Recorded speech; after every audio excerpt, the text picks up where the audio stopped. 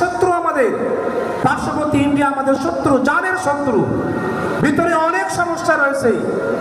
বড়ই আশ্চর্য বোধ করি, মাত্র কয়েকদিন আগে, 2 বছরও হয়নি, ৩৬ জুলাই 5ই আগস্ট গিয়ে সাফল্য লাভ করে এবং ফ্যাসিবাদী শেখ হাসিনা সরকার বাংলাদেশ থেকে পালিয়ে যেতে বাধ্য হয়।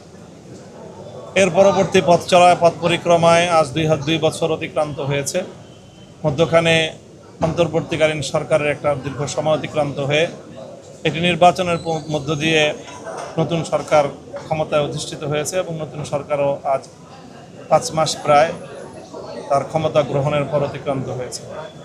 এই দীর্ঘ এই সময়ে আমাদের যে রাজনৈতিক প্রত্যাশা ছিল বাংলাদেশের মানুষের, গণমানুষের, মোটা দাগে সেই প্রত্যাশার জায়গাটা বাংলাদেশের মানুষ হতাশ হয়েছে, হোঁচট খেয়েছে।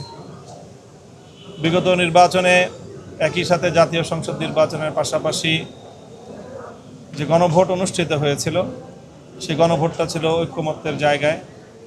ফ্যাসিবাদ পরবর্তী বাংলাদেশের সকল রাজনৈতিক পক্ষগুলো ঐক্যমত্য হয়েই গণভোট অনুষ্ঠিত হয় এবং সেই গণভোটে প্রায় 70% জনরায়ের ভিত্তিতে গণভোটে বিজয়যুক্ত হয়। গণভোটে হায়ের অভিপ্রায় ছিল, গণমানুষের যে মতামত প্রতিফলিত হয়েছে সেটা হলো যে বাংলাদেশের সংবিধানকে সংস্কার করতে হবে এবং সকলের সম্মিলিত সিদ্ধান্তের ভিত্তিতেই গণভোট হয়ে জয়যুক্ত হওয়ার প্রেক্ষিতে সংবিধানকে সংস্কার করার জন্য সুনির্দিষ্ট আইনি প্রক্রিয়া সংবিধান সংস্কার পরিষদ গঠিত হওয়ার কথা। আমরা বিগত জাতীয় সংসদ অধিবেশনে লক্ষ্য করেছি যে সরকার দল, বর্তমান সরকার, তারা সেই গণভোট এবং গণরায় এবং এক কথায় বলতে গেলে যে ঐক্যমত সকল রাজনৈতিক দলের এবং গণবিপ্লবের, গণ অভ্যুত্থানের যে প্রধান প্রত্যাশা ছিল সংস্কার হবে, সেই সংস্কারের পিছনে সরকার ছুরিকাঘাত করেছে এবং সংবিধান সংশোধনী কমিটি করে তারা মূলত গণরায়ের সাথে নির্মম তামাশা করেছে। এটাকে আমরা ঘৃণা করে প্রত্যাখ্যান করেছি এবং আমরা প্রত্যয় অঙ্গীকার ব্যক্ত করছি যে আমরা 1.5 সহস্রের মতো শহীদ, 30 সহস্রাধিক যুদ্ধাহত জুলাই যোদ্ধা, অগণিত রক্ত, জীবন, বহু ত্যাগ এবং চোখের অশ্রুর বিনিময়ে অর্জিত জুলাই বিপ্লবের যে আকাঙ্ক্ষা, সেটা বাস্তবায়ন করেই ছাড়ব ইনশাল্লাহ। আমরা আশা করি যে আমাদের দীর্ঘ সংগ্রামের সহযোদ্ধা বিএনপি সঠিক পথে ফিরে আসবে এবং গণরায়ের সাথে তারা যে প্রতারণার আশ্রয় নিচ্ছে সেই বিপজ্জনক পথ বিএনপি পরিহার করবে।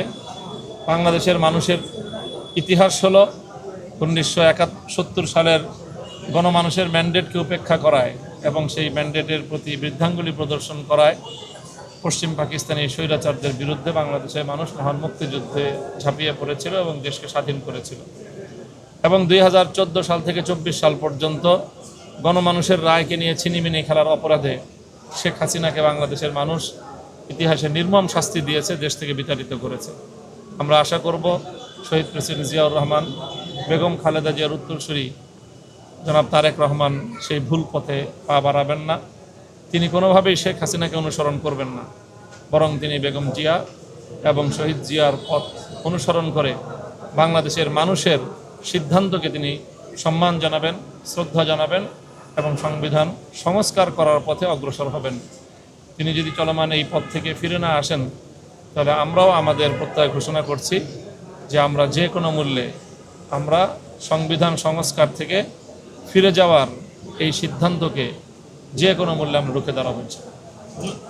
আর প্রশ্ন করেন না, একটা প্রশ্ন। আমাদের আর বাকি সাবেক প্রধানমন্ত্রী শেখ হাসিনাকে ফিরিয়ে এনে বিচারের মুখোমুখি করার যে বিষয়টা বর্তমান সরকার যেটা বলেছে, এটাকে আপনি কীভাবে দেখছেন? এটা তো অবশ্যই বাংলাদেশের যে আইন আদালত, আমি মনে করি যে আমাদের পার্শ্ববর্তী দেশ হিসাবে যদি ভারতেরও বাংলাদেশের সার্বভৌমত্বের উপর, বাংলাদেশের রাষ্ট্রের যে মর্যাদা, বিচার ব্যবস্থার উপর যদি তাদের ন্যূনতম শ্রদ্ধা থেকে থাকে, তাহলে পালাতক খুনি হিসাবে এবং মৃত্যুদণ্ডপ্রাপ্ত আসামি হিসাবে শেখ হাসিনাকে বাংলাদেশের আদালতের কাছে তুলে দেওয়াটাই একমাত্র ভারতের পথ। এর ব্যত্যয় যেটাই হবে সেটা রাষ্ট্র হিসাবে বাংলাদেশকে অসম্মান করা হবে। ধন্যবাদ।